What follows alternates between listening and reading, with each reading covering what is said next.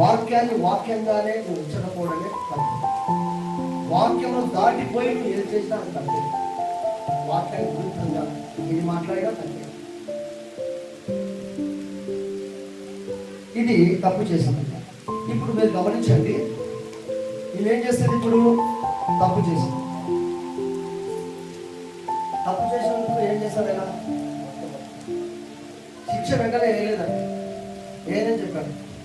దానికి నేను మారు మనసు పొందుటకు సమయమును ఇచ్చితిని కానీ అది మారు మనస్సు పొందనొల్లక పోయను అని. నిజమేనా? దాని మార్పు చెందమని సమయం ఇచ్చాడు దేవుడు.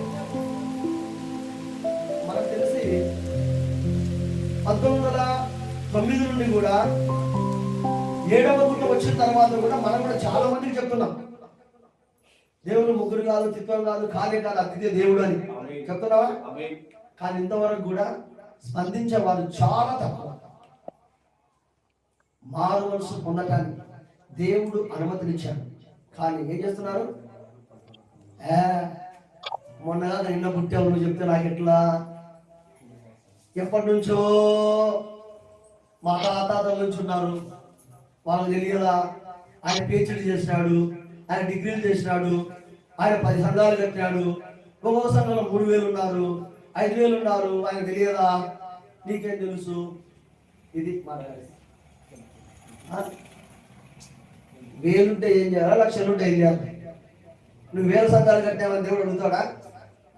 1000 మంది సంపాదించావు అడుగుతాడా? ఏమడుగుతాడు? నువ్వు ఎంత నమ్మకంగా ప్రభుకు కట్టుబడి జీవిస్తున్నావో అది లెక్కలేక వస్తుంది. అది లెక్కలే. సమయం ఇచ్చినప్పుడు లోబడలేదు కనుక నేను దానిని ఏం చేస్తాను? మంచం పట్టిస్తాను. ఏం చేస్తాడు? మంచం పట్టిస్తా బిడ్డ. నువ్వు లోబడకపోతే, నీ పాపం విడిచకపోతే, అబద్ధాన్ని మాడకపోతే నేను మంచం పట్టిస్తా.